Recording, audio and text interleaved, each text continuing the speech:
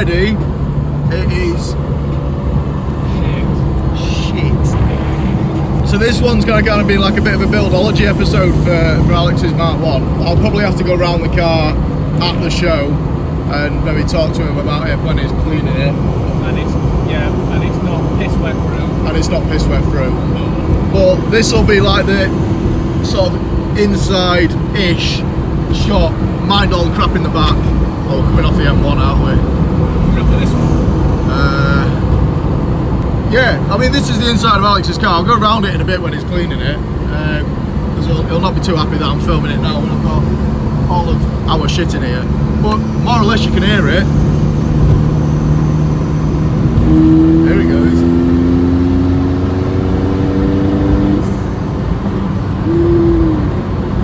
There's plenty of subtle noises.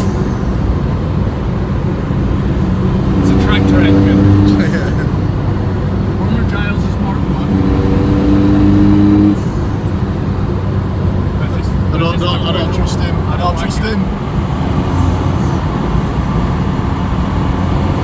I don't like this one. Useless. Not a fan of this. Middle lane, Hoggin. Who would have him? I don't actually know if there's any cameras on this road. Well, I think there is. This is the road to UD, isn't it? UD massive. Bits.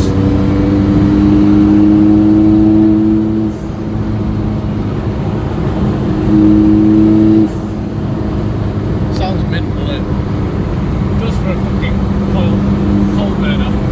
Coil burner. Sounds fucking mint. Straight pipe diesel. Yeah. So, if you don't know Alex's car, which I'm sure you would do, if a lot of this channel is based around Mark 1, so I'm hoping that a lot of you do know this car. It's a PD130 swap. Have you kept 5-speed? Yeah, 5-speed from a Motor 3 TDI. So 5-speed PD130, and it'll honestly sit at 70 mile an hour at like 2,000 revs, and can get to Worthsea and back in about £8. It's good on fuel, well, unless you've got towed down. Yeah.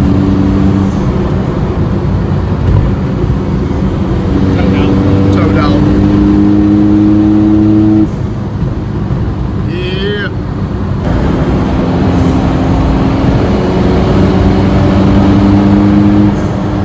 Oh, look there again, you can see the smoke. Rolling coal. Rolling coal. So yeah, what else can we say then? Seats, they're out of a Porsche 914. That's a real odd shaped one, isn't it? It's the real fucking It's the one that, it's that Porsche, I'll bang up a picture now.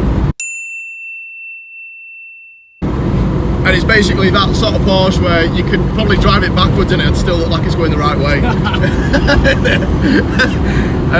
It's had the headrest locked off, hasn't it? Yeah, headrest cut off, retrimmed by Edge Automotive. Edge Automotive. Yeah, they did, what did they do? They did seats, They did the headlining, seats, the gear gator. headlining as well. Yeah, that was it, I think. Yeah, that was it. Yeah. And these are done by Basil, aren't they? Yeah, built by Basil, gear knob and handbrake cover. I actually did a giveaway on one of these. Was it this year or last year? Last year, wasn't it? This year. Was it this year? Yeah. Yeah, I did a giveaway on one of these this year. Can't remember for the life of me who I did give it away to, because I did have memory loss issues at the time. But I'm sure whoever got it is putting it to good use. But no, they're sick, these. And it really ties in with the interior as well. Yeah, well, I've had these on for a year now. Done over 3,000 miles in this car, and they've not worn at all. Basil's a top-notch lad.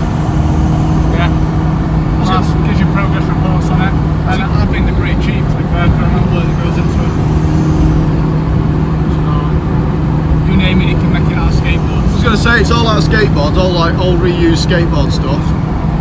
And what he does is he piles them in together, compresses them, and then turns them, but then you can see like he's got like a bit of a brass inlay in there as well.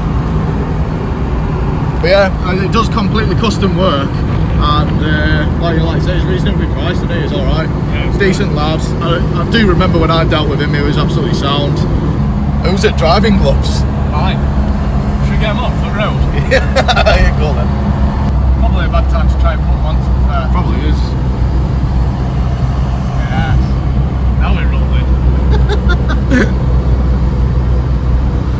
Just this one, just my cruising hand. Fucking hell. Fuck me. Nearly had no more one.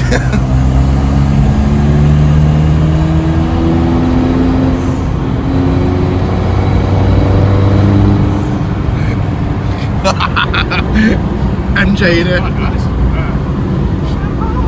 Oh, look at that. Oh, don't show me now. Nobody needs to see that. £18 stereo. I need to get that though. Where did you get it from? eBay, and they sell them on Wish as well. Do they really? Yeah. Sick. And they do Bluetooth ones now. They were £8. Stereo was £8. Speakers were a tenner. Banging. But you'll not see speakers covered in shit at the minute. Quite happy with this. Really. Italian leather. Have a smell of that. Smells Smell good. my fingers. I got seat driver's collection.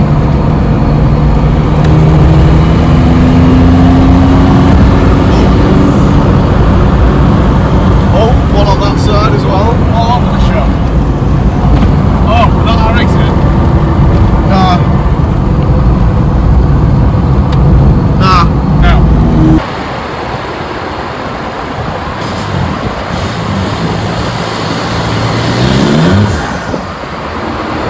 Right, so now we've got everything cleaned up, I can give you a quick blitz round Alex's Mark 1. If you haven't seen it in person, I probably suggest that you just come and have a look round it. It generally goes to most shows around the UK as well. So, start with the interior. You saw it briefly earlier. So he's had all the seats. So these seats are out of a Porsche 914. I think the headrests were chopped. Was that headrest chopped out already? Headrests have been chopped off. Yeah. And they're at 914. 914 Porsche, yeah. Yeah, so these are out of a 914, and Edge Automotive trimmed the seats, got a bit of trim there, done the headrest in like a, it's hard to see in this light, but it's perforated, isn't it? Yeah, perforated headlining. Rear seats, gear gaiters done as well, and that's about it, isn't it? Yeah, that's everything, yeah. Everything else is original sort of Series 1 stuff. Got the Momo steering wheel, sexy driving gloves. Yeah. Oh, I hate shutting other people's doors. I've done it again. There he goes. So yeah, as I said in the car earlier as well, it's a PD130 swap. Wire-wise, everything's tucked away, shaved. He's got rid of the heater matrix and everything like the scuttle as well. I mean, it's one of those cars that you're going to just have to properly have a look round yourself and actually just take everything in at once. How long did it take you to do the swap? The engine swap? Yeah. God knows. I don't even know. So I did the full build all in one go. It took me 3 years to build it. 3 years? 3 all years in. and over 3,000 hours. 3,000 hours. It's running, what, it's about 180 it's running? Yeah, well, 1.8 odd. 1.8 odd. So he's running airlift, airlift management V2, twin 480s. The struts are gas shocks, but reimagined, shall we say, by Haver. Yeah, Jeff at Haver, yeah, he's the master behind the shocks. So he basically, Jeff at Haver, I'll drop a link below. So he basically sends off the dimensions for the bags and for the gas shocks to be done, and then Gaz send them back. Jeff at Haver puts the bags on, and then they get shipped out. And we'd probably say that it's probably one of the best kits for a Mark 1, isn't it, air ride wise? Yeah, you get, I think it's 5 inch worth of travel on the front, so it allows you to run raised turrets on the front, 2¼ inch raise on the front, and you can still get a nice drive out without running too much pressure in the bags. So yeah, I mean, we about 2 hour driving today, roughly. Yeah, and it was fine. Like, I think it gets tedious afterwards, but that's the same as any Mark 1. I mean, my Mark 1's static, and that's ridiculous. This weren't as bad as actually I thought it was going to be. Right, pretty bent, to be fair. Yeah, it's not bad at all. I mean, what PSI do you run the fronts in? About 50? No, I run 38 PSI in front. So yeah, it's nothing at all. 38 in front and then 45 in back. Yeah. And that gives you quite a bit of clearance as well. Yeah, he also does a shock that's 20mm shorter as well, so that if you not running raised turrets, it'll go as low as you can physically get, the shortest shot you can possibly get. So it's a similar thing to what H&R do with their coilovers. The H&R coilovers are quite a shorter body, and I'm guessing that's the same thing for Jeff at Avair then, which is sick.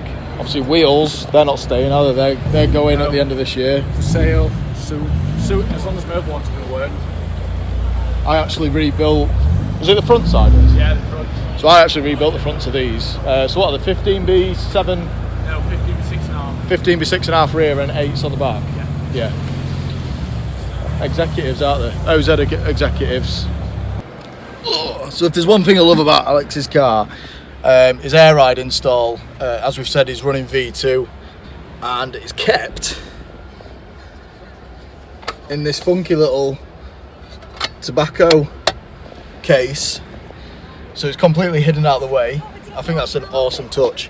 Just in there, flips it back down and it's all hidden away. Look at that driver's collection stuff. Yeah, sick this. Rare air freshener. He hasn't got standard sun visors either. They're like a tinted plexi. I've just been told they're out of a kit car, but then he's obviously put his own sort of brackets on and put them in the original sort of spot of where a normal sun visor would be. I think that's a cool touch. Bit different from the rest. This issue isn't out anymore, but as you can see, it's a very sought after feature. Is done really well with this, to be honest. The guy who took the photos was a guy called Lee Kant, Whip Designs. I'll drop a link below on here now. His photography is absolutely insane. He actually did my feature on the G40 as well. Such a nice guy, and if you ever want any features doing any sort of local to us, north-wise, like Yorkshire, Lincolnshire area, he's definitely the guy to go to for sure. But yeah, pretty good. Happy with it, aren't you? So yeah, buzzing. Do people know about what wheels you're getting, or have you just kind of kept it under wraps? Top secret, because I don't even know if you're going to work myself yet. You don't know if they're going to work yourself? No. I know what they are. To be fair, if they do work... When I know they'll work, I'll tell people. But I'm not sure if they're going to, so we'll see. We'll see. It's them damn brakes. Yeah, oh yeah. I mean, these are like probably one of my favourite things about the car. And you can hardly see them, but Willwood 4-pots, absolutely amazing. Like, it's probably one thing that I want on my car, and because I was going to get them for the green G40, they'll probably wait now until I get the beige mount one and get them on that, which will probably be a diesel, not a PD130 though. I'm not having that headache. 1.9 SDI. Also, Alex has painted his car. Well, John painted it. John laid the paint on it. JH Pro paint. Yeah, I've obviously mentioned John. Obviously, Alex. I mentioned Alex before he left as well. That they worked at JH Pro Paint, and yeah, John laid the paint. You've done pretty much everything else, haven't you? Yeah, pretty much. Steve who works there, he gave me a hand with the polishing. But yeah, other than that, John he went in the oven and laid the paint on, like, and if there's anybody who can paint a Mark 1, it's John. Yeah, John's pretty much a dab hand at anything Mark 1 related, really. I think he's done that many of them.